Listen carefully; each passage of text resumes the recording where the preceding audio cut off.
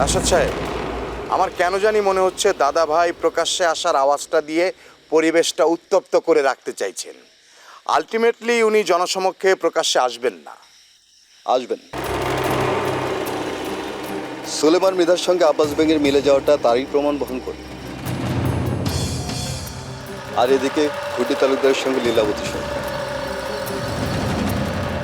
বাকি থাকে দিবা চেয়ারম্যান আর খলিল মেম্বার। আই হোপ তারাও এক হয়ে যাবে। না রাশেদ সাহেব, দিবা ম্যাডাম গুড্ডি তালুকদারের বাইরে যাবেন। এনিওয়ে, আমাদের এখন বেশি দরকার লীলাবতী সরকারের বাবার। লীলাবতী সরকারকে চেপে ধরলেই তার বাবার কথা জানা যাবে। ভুল, তিনি তার বাবাকে আগেই সতর্ক করে দিবেন। আর লীলাবতী সরকারের বাবা যদি সতর্ক হয়ে যায় তাহলে তাকে আর ধরা যাবে না। এমনিতেই তারা অন্ধকারের মানুষ। মুজাহিদ সাহেব, আমাদের খুব সতর্কতার সাথে কাজ করতে হবে। যে কোনোভাবেই হোক লীলাবতী সরকারের বাবাকে ধরতে হবে। আর তাকে ধরতে পারলে দাদাভাই সম্পর্কে অনেক তথ্য জানা যাবে। হ্যাঁ, কিন্তু সমস্যা হলো উনি কোথায় আছেন সেটাই তো আমরা জানতে পারছি না। তার লোকজনদেরও পাওয়া কঠিন। সবাই সাধারণ মানুষের মধ্যে মিশে থাকে। দেখে একদম বোঝাই যায় না এরা দাদা ভাইয়ের লোক।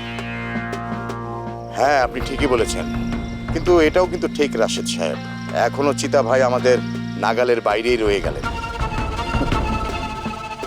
এই নামে কোনো ক্যারেক্টার নাই। কি বলছেন রাশেদ সাহেব? Are you sure? মোটামুটি। আপনি দেখুন, বিটি ভাই অ্যারেস্ট হওয়ার পর চিতা ভাইয়ের কোনো তৎপরতাই নেই। হয় বিটি ভাই নিজেই চিতা ভাই ছিলেন, নতুবা বিটি ভাইকে বিট দেওয়ার জন্য কেউ এই চিতা ভাই ক্যারেক্টারটা তৈরি করেছিল।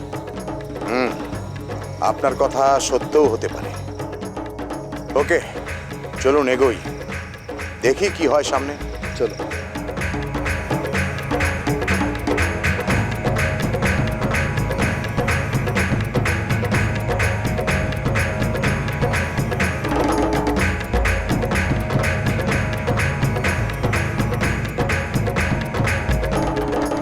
ডাকছেন কেন?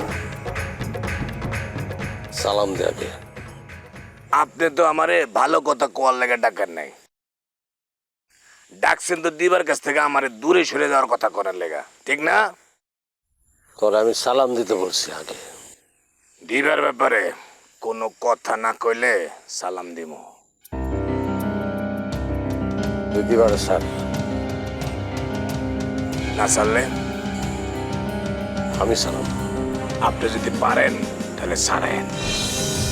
ওই খারা খারা, এদিকে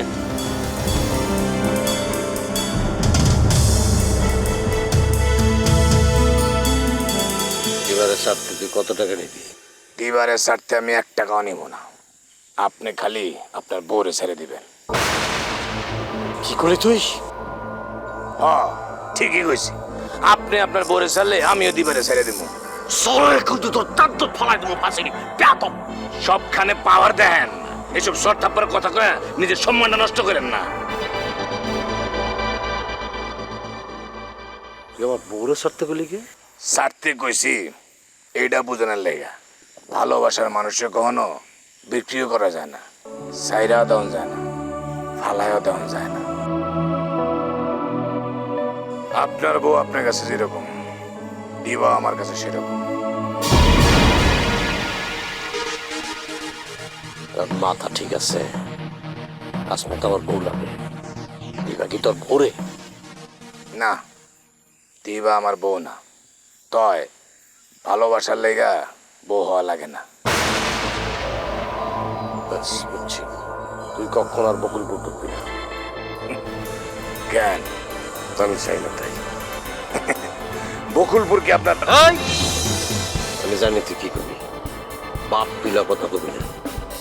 এখন বকুলপুর থেকে বাড়িতে পারি না। আমি বকুলপুরে আসো, যখন মন চায় তখন আসো, পারলে ঠেকায়েন। এই বোরহান, বোরহান খারা।